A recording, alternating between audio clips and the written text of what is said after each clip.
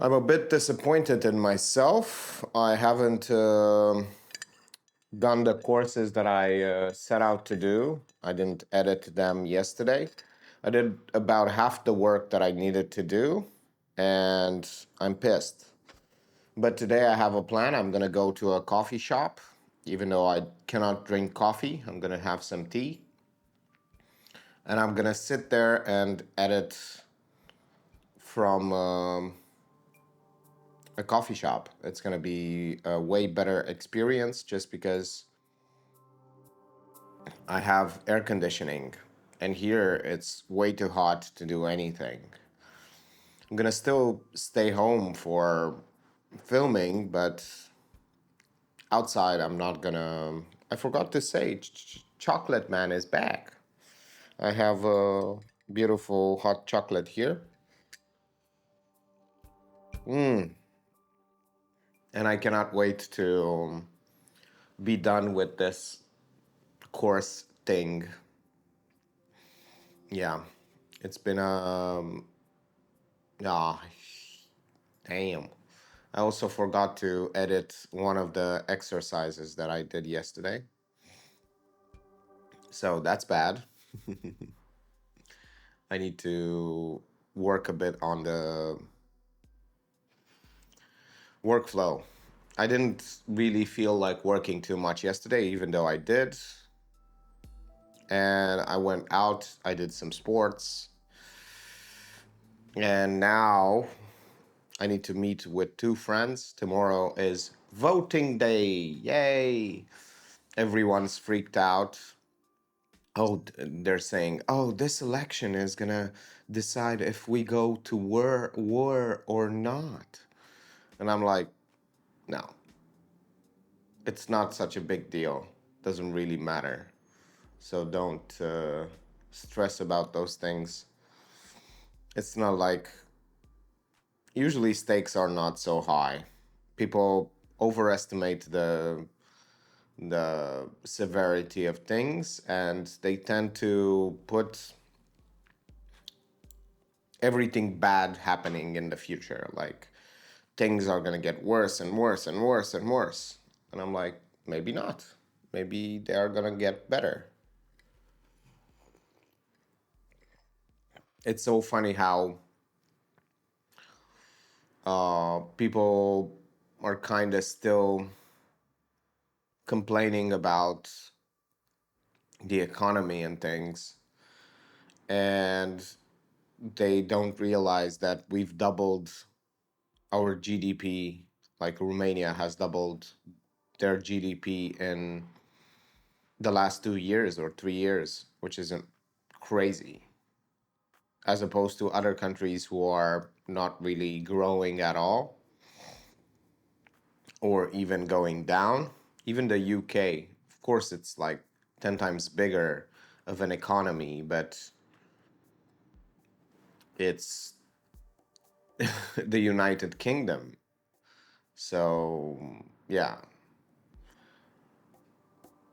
But people don't realize it in a micro scale.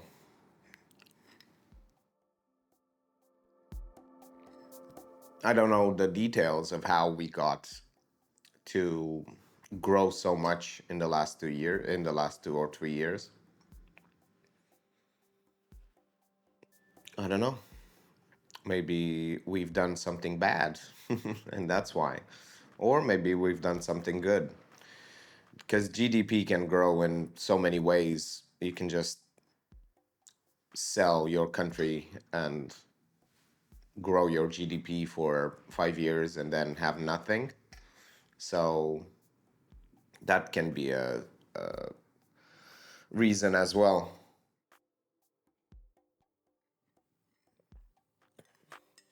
But then again, I don't know. I'm not into politics. I used to be. I used to watch politics quite a bit. I used to be quite interested, but then I was like, why am I playing this game? Like, why am I playing this game? Like, all the politicians I've met and all of the politicians that there are no good politicians because the game itself it's is corrupting everyone. It's a corrupt game, so it corrupts everyone because you get in politics, you get your arm twisted so many times that you decide to take your own spine out of your body just so you don't have anything to be twisted ever again, so you don't feel any more pain. So you just become this callous, walking callous. It doesn't mean you are tough. You are just wicked. Politicians are wicked. They are snakes.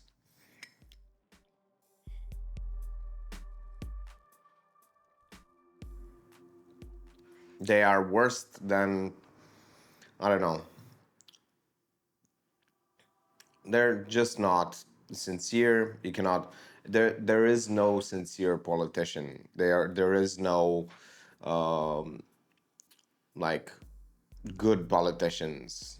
There are only bad ones. Like that game only attracts the worst of the worst and only rewards the worst of the worst because politicians, the game of politics, especially the more corrupt the country is, so they have a lot of inside like trades and things and whatever. They just do a lot of games, a lot of backdoor games that are so bad and you don't even know. Like a politician, like what you see in the media is not even half of what is happening. Like blackmail and I don't know, just uh, threats and all kinds of things. Like they're not. You might think that they are above those things, but they are not. Those are the tools that they use every single day. They just make these.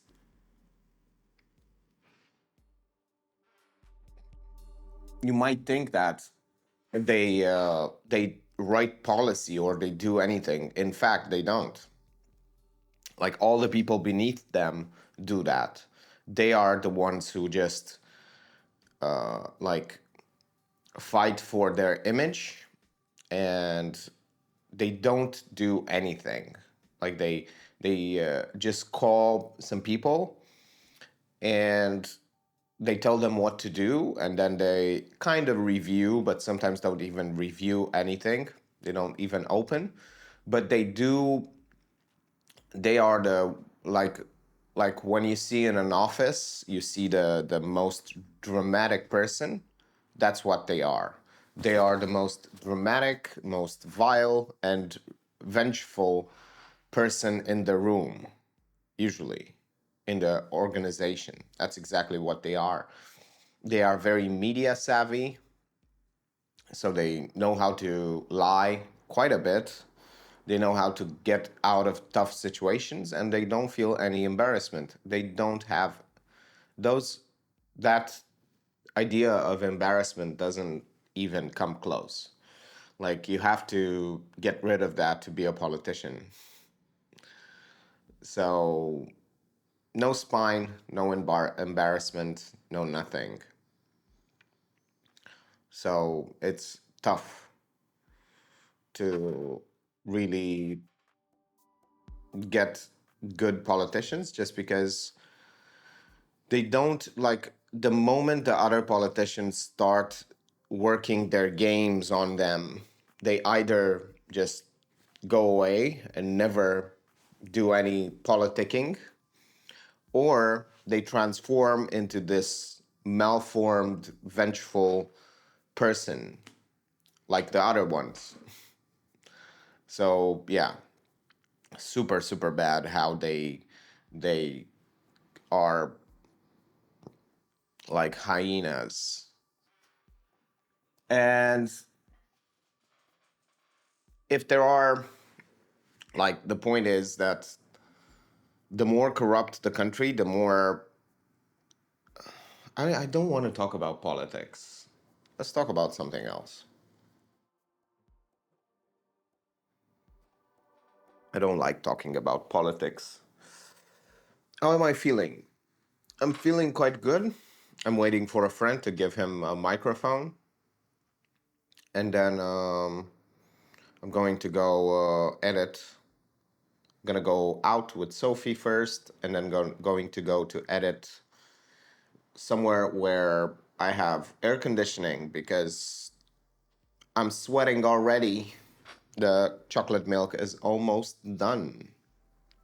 So we're gonna see what happens. Hopefully, I finish more than three courses today. That's what I plan to do, and let's see if it happens. It's another beautiful day, a beautiful night. I kind of had a blast today. Unfortunately, I had an argument with a friend, and I decided he's no longer my friend. Kind of hurts, but yeah. I didn't like the way he was implying some things, and I confronted him on that subject, and he didn't want to say sorry. And we had an argument for 30 minutes where I told him that it bothered me quite a bit, two things, and he didn't want to say he's sorry. So, yeah, I just asked him to never talk to me again. And I know myself, which means I'm not going to talk to him ever again, even if he apologizes, even if he does anything. I do not, once I put my mind to something like this, I just don't give any more chances. It means that you've angered me way too many times, and I've been courteous. I didn't really do anything to reprimand you in that in any sense. So usually by the time that I tell people like, look, like it's the end of the rope. So you choose what you want. Do you want to change? And I didn't even ask him to change his behavior. All I needed is for him to say sorry, and he didn't. In fact, he doubled down by telling me that I'm superior or whatever. I'm acting superior to him. And I was like, no, I'm just telling you that I'm angry and I'm pissed. And then he made fun of me. And then, yeah. And I didn't even care about those things. I cared about the first two things that bothered me. And he escalated it and he didn't back down. And he was trying to make me feel bad about the situation when he was the one who was wrong. And he was trying, that's so bad, like he was trying to make me feel bad as if he actually said that, oh, you're calling me stupid.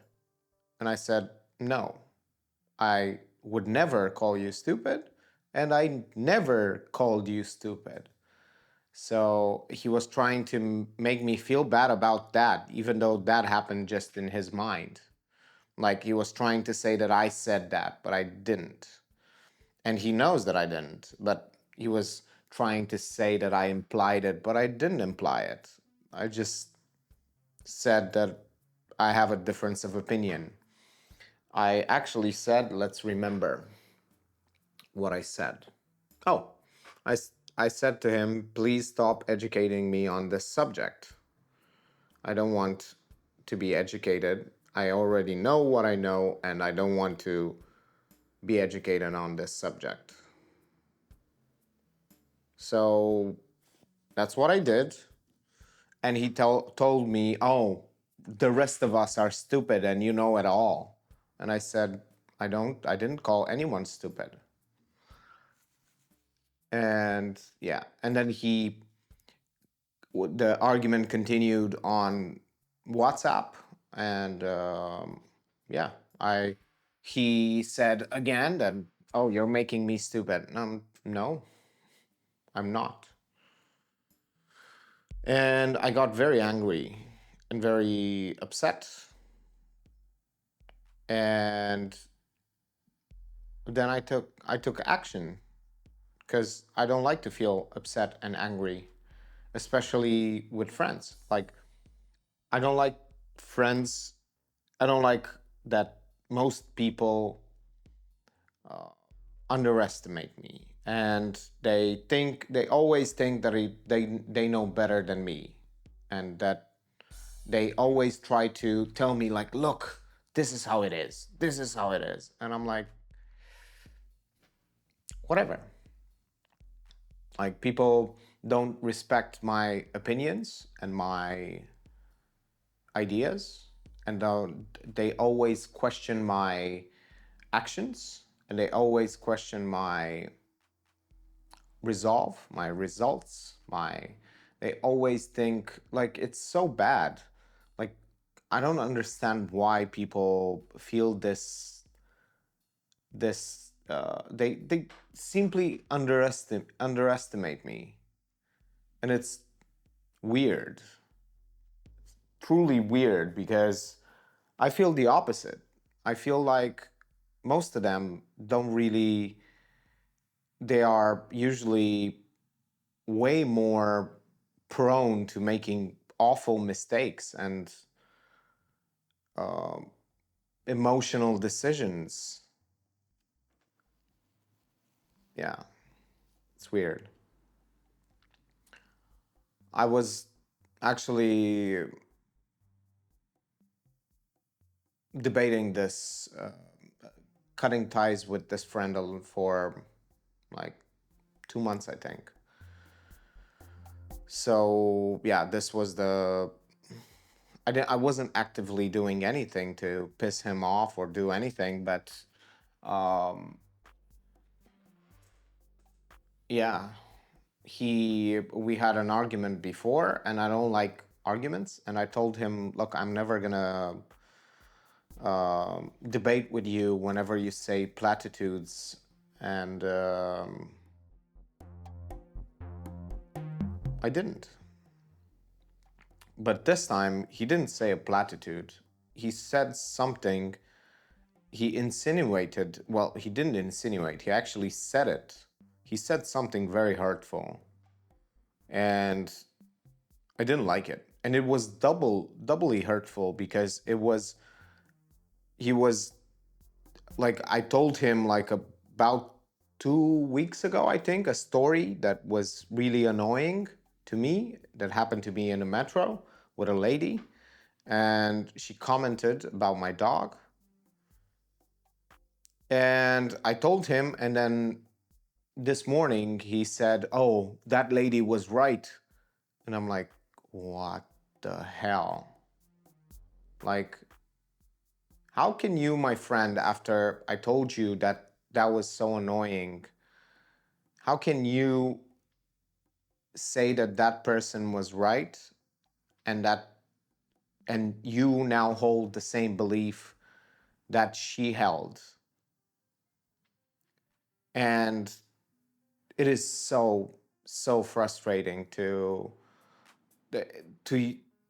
tell someone who's your friend, and then he uses that story to rile you up and to hurt you. I'm like, that's so bad. I didn't tell you that story to use it against me. Like, it felt like betrayal, and he didn't care. Like, I told him for 30 minutes, he upset me quite well, quite a lot. And yeah, he didn't care. And I told him that it seems like you don't care. And if you don't care, we are no longer friends. Like, I don't want friends who disregard when I tell them for 30 minutes that they upset me. When someone says to me that they are upset, I tell them, I'm sorry. I'm sorry you feel this way, or I'm sorry that I did this to upset you. So, yeah, we are no longer friends. Kind of is a bit relieving in a sense because he wasn't really a good friend. Like I'm noticing he was thinking that he was a good friend, but he wasn't.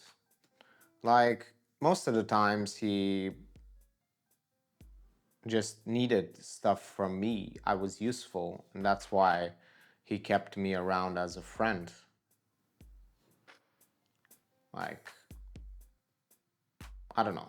I don't think that that's completely true. He enjoyed being friends with me, but I just don't. He didn't respect me. That was the actual point. Like I have another friend who's like the only reason I'm friends with him. The most important reason I'm friends with him is that he respects me and he doesn't underestimate me at all. Well, sometimes he does, but not not in a he worries and he puts it as a worry and he doesn't. Yeah, he's just respectful and I like that about him. And I try to be the same. I try to be respectful to other people as well.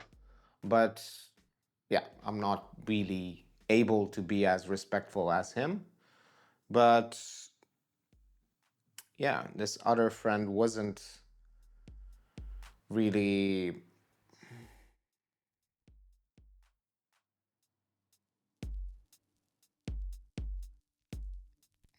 I don't know. It was more work to be friends with him than it was pleasure. I think that's the best way to put it. I had to change myself so many times to he doesn't even know it because that's the kind of person I am. I try to if I see that something annoys somebody, like he told me, "Oh, look, this is annoying. What you did here is annoying." And I stopped doing that for months and months and months, and I didn't do it ever again because I didn't need to do those things. I didn't need to make those kinds of jokes. And he didn't even notice. He didn't even appreciate it. In fact, I think he lost a bit more respect for me just because, like, looking back at it, I think that if he knew that I could retaliate with a joke, he would have never said what he said because he would have been a bit scared to say something because I knew so many things that I could have retaliated back. But I don't like when I made some kind of jokes to him, it wasn't as a retaliation, it was just a joke. But it felt like I hurt him. So he told me he got angry and pissed, and I told him I'm not gonna do ever that ever again. So that's the contrast here. I didn't even know that I didn't even know that I was hurting him. And when he said that he is hurt, I said, I'm never going to do that again. And I never did. And I said, I'm sorry. I did not know. Now that I know, I'm really, really sorry that I've upset you. To contrast that to what he did, which is double down and then make fun of me, I think I took the right decision. Like, and it's so funny because he was thinking that he's so much more mature than me, and yet he doesn't even understand how um, tyrannical he is sometimes. Yeah. He gets very upset very fast and very aggressive. And yeah, very weird behavior for his age. And I wasn't pushing his buttons, so I knew exactly to what he was upset by, and I didn't push his buttons at all. So our friendship was one that didn't have any drama, any upsets. Well, it had like two or three moments where we had some emotional arguments, but on but instead of that, like nothing else. Like, yeah, but I don't want to linger too much on this subject. I've already moved on. As you can tell, of course, I've done this a few times. Like, it's kind of a pattern. Like, a lot of my friends think that I'm a loser. Well, a lot of my past friends thought that I'm a loser or that they can disrespect me or they cannot care about my emotions or when I'm upset. So they're no longer my friends. And I've seen this pattern quite a bit, like with a lot of people. Like they have they don't take me seriously, as serious as they should. They disregard me and disrespect me, and I don't like that. And because I don't do that to them, and it's awful. Yeah. So